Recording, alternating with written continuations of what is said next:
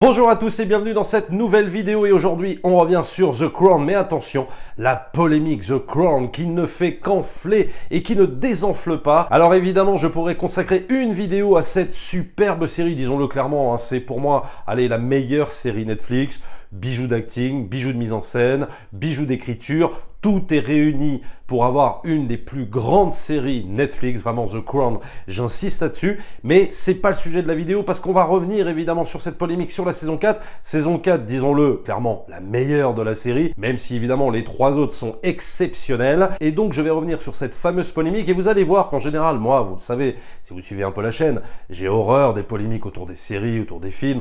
En général, je les dézingue assez facilement. Là, le truc, c'est que je vais être un peu plus mitigé, c'est-à-dire qu'il y a des choses que je vais valider et d'autres que je ne vais absolument pas valider. C'est ce qu'on va voir évidemment dans cette vidéo. Et il était évident que cette saison 4 allait déchaîner les passions, tout simplement parce que cette saison 4 va raconter des événements qu'on a un peu tous plus ou moins connus. C'est-à-dire que les événements racontés dans les trois premières saisons, elles sont un petit peu lointaines de nous, c'est-à-dire un petit peu obscures, même si elles sont vraiment passionnantes. Mais il faut quand même reconnaître que la quatrième saison relate des faits, notamment entre le prince Charles et Lady Diana, Thatcher, etc. Des faits qu'on a tous plus ou moins connus, une période qu'on a tous plus ou moins traversée, donc fatalement ça va beaucoup plus déchaîner les passions que par rapport aux autres saisons qui avaient été aussi un petit peu critiquées par la famille royale, faut bien le dire.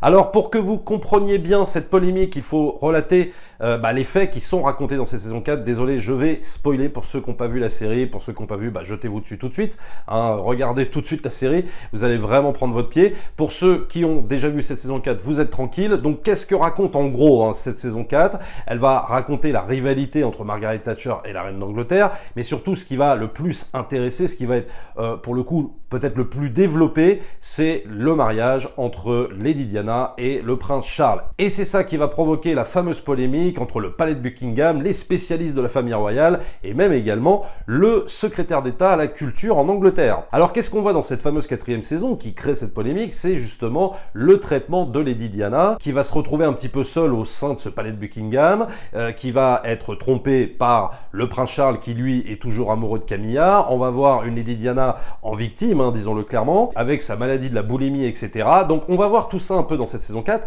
et oui, effectivement, il est clair que le point de vue adopté, c'est qu'on en fait une victime, mais également de Charles. Mais pour certains chroniqueurs royaux et même certains proches de la famille royale, c'en est trop, The Crown a dépassé les bornes dans cette saison 4, tout simplement parce que la série ferait de Diana la victime et Charles le méchant. Alors retenez bien cette phrase parce que je vais y revenir un petit peu plus tard dans la vidéo. Diana serait la victime et Charles le méchant. Et qu'est-ce qui va faire que la polémique va enfler, va se poursuivre? C'est que tout simplement le secrétaire d'État à la culture, le ministre de la culture en Angleterre, va dire en gros, ok, c'est une belle œuvre de fiction. Attention, lui il insiste bien sur le caractère fictionnel des choses. C'est une très belle œuvre de fiction, mais attention, il faudrait que Netflix mette un avertissement avant chaque épisode pour recontextualiser les choses, et en gros pour dire qu'il y a énormément de fiction dans The Crown et qu'il y a des choses qui sont dépeintes dans la série qui ne sont pas vraies, qui ne sont pas réelles. Et il ajoute, sans cela je crains qu'une génération de téléspectateurs qui n'ont pas connu ces événements prennent la fiction pour de la réalité. Et donc ce à quoi Netflix va répondre: nous avons toujours présenté The Crown comme un drame et nous sommes pleinement confiants que nos abonnés comprennent qu'il s'agit d'une œuvre de fiction basée sur des événements historiques, a réagi Netflix dimanche, donc hier. C'est pourquoi nous n'avons pas l'intention et nous ne jugeons pas nécessaire d'ajouter un avertissement. Helena Bonham Carter, donc qui joue la princesse Margaret, la sœur d'Elisabeth II dans The Crown, va rajouter: c'est de la dramatisation, je crois fermement, parce que je pense qu'on en a la responsabilité morale, qu'il faut dire: attendez les gars, ce n'est pas un docudrame, donc reconstitution rigoureuse de faits historiques, on fait de la fiction, ce sont deux choses différentes. Et il faut signaler quand même que le showrunner, le créateur Peter Morgan, avait lui-même reconnu une part de romanisation utilisée d'après lui à bon escient. Donc je reviens sur cette fameuse déclaration que j'avais dit en début de vidéo et qu'il fallait retenir: The Crown fait de Diana la victime et de Charles le méchant, alors qu'ils étaient tous les deux victimes. Alors ça, c'est vrai. C'est-à-dire que la saison 4 te montre que tous les deux sont victimes. Pour autant, là où je ne suis pas vraiment d'accord avec cette déclaration, je ne trouve pas que Charles soit dépeint comme le méchant et Diana la victime. C'est-à-dire que tu as beaucoup de scènes où tu vois Charles en victime. Victime du protocole que veut imposer sa mère, Élisabeth II. Il faut respecter le protocole de la famille royale, c'est-à-dire en gros de ne pas se mettre avec Camilla, son grand amour à lui, et de rester avec Diana. Donc on voit que c'est une victime, Charles, très clairement. On le voit aussi très clairement en victime par rapport à son mariage avec Diana, c'est-à-dire que en fait Charles c'est une victime dans la saison 4, c'est une victime des protocoles, c'est la victime d'une femme qui tire beaucoup les choses à elle, et là je parle de Lady Diana, et que lui finalement reste encore dans l'ombre, alors qu'il commençait à en sortir justement de l'ombre de sa mère, mais on voit bien que la nouvelle femme avec qui il est marié va tout tirer à elle, en termes médiatiques bien sûr, et donc il va en souffrir. Et quant au traitement de Lady Diana, même si oui c'est vrai on la montre en victime, on la montre aussi un petit peu agaçante, on n'hésite pas à écorner un petit peu l'image de Lady Diana, c'est-à-dire qu'on a plusieurs scènes quand même, notamment une scène où tous les deux sont à l'opéra, où d'un seul coup elle va quitter son siège, et 5 minutes après elle se retrouve sur la scène,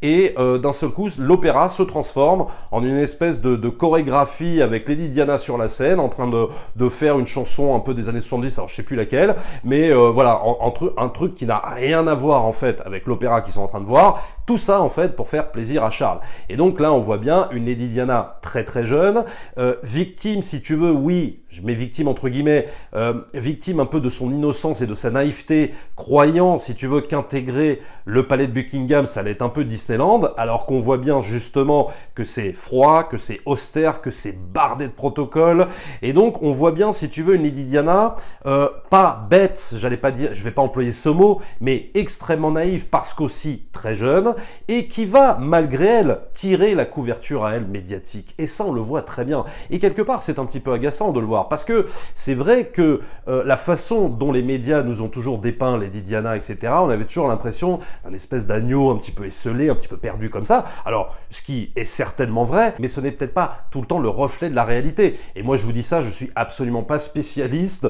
de la monarchie anglaise, d'Élisabeth II et tout ça, vraiment. Moi, je me place vraiment en tant que spectateur. Mais je vous dis juste comment, moi, j'ai ressenti les choses au moment où on a vécu, si tu veux, quand Lady Diana était encore vivante. Et le truc, c'est qu'on a toujours eu cette espèce d'image d'agneau un petit peu perdu, etc. Et donc, les gens ont pris fait et cause un peu pour elle, au détriment, évidemment, de Charles. Et ça, c'est quelque chose qu'on voit bien quand même. Donc, j'ai envie de te dire que la série est assez juste, je trouve, sur le traitement de Lady Diana et de Charles. C'est-à-dire que les deux, on les charge comme il faut, et puis on va aussi les défendre comme il faut. C'est-à-dire, on va en faire des victimes, et aussi, on va montrer beaucoup leurs défauts. Il y a de très grandes scènes aussi dans cette série, et qui expliquent bien l'envers du décor. Une fameuse scène entre Charles et Camilla qui lui explique, mais tu sais, il faut que tu restes avec elle, parce que de toute façon, les gens ont besoin de ce conte de fées. Le fait de truquer, si tu veux, le conte de fées, parce que effectivement, la vie au sein de ce couple entre Prince Charles et Lady Diana n'est absolument pas rose du tout, mais il faut absolument montrer que c'est rose, parce que les gens ont besoin de se raccrocher à un conte de fées, prince, princesse, etc. Et là, tu as donc une Camilla qui a absolument tout compris au rouage de la famille royale, comment il devait être représenté, donc ça c'est absolument magistral ce genre de scène, parce que les gens ont besoin de croire à ce fameux conte de fées. Donc ça effectivement c'est extrêmement bien montré dans la série, et c'est là où je ne serais pas d'accord avec cette polémique, cette volonté de dire oui, Diana est dépeinte comme une victime et l'autre comme un grand méchant. Je ne suis absolument pas d'accord là-dessus, et la façon dont l'acteur joue le prince Charles, il est absolument remarquable, et même celle qui joue Lady Diana, elle est absolument remarquable. Je ne trouve absolument pas qu'il le dépeigne en méchant ou quoi que ce soit.